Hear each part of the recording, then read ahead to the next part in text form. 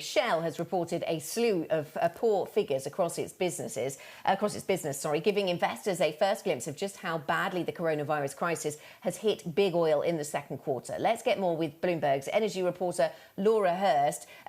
Laura, Shell will report an impairment charge, or we've got these numbers here from them this morning. What stood out to you as the most surprising then in terms of the figures we got? Well, I suppose it isn't hugely surprising because we were warned by them that the second quarter was going to be bad. That's when the impact of the coronavirus pandemic was really going to set in. But what is quite surprising is this long-term impact they're seeing on their business. They've revised price assumptions down longer term, and they're saying that, COVID is having a real kind of structural impact on long-term prices.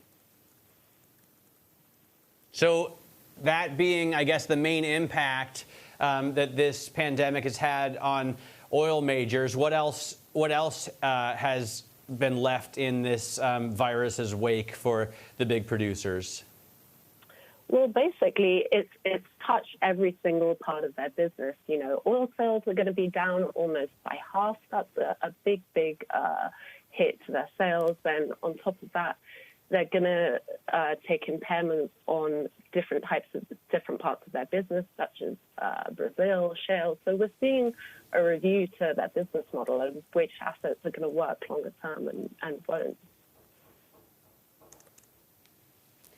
What about the price assumptions that oil companies are making? We saw BP respond in this regard. Now we've got this news from Shell. What do we know so far about how the oil majors are going to be pricing the reserves they're sitting on?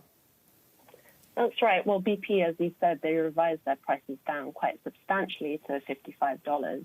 And now today we're seeing that Shell is revising their long-term price assumption to $60.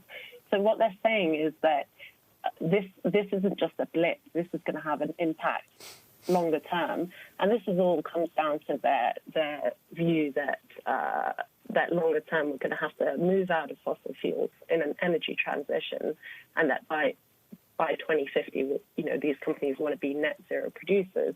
So it's also a reflection on how they're tackling climate change.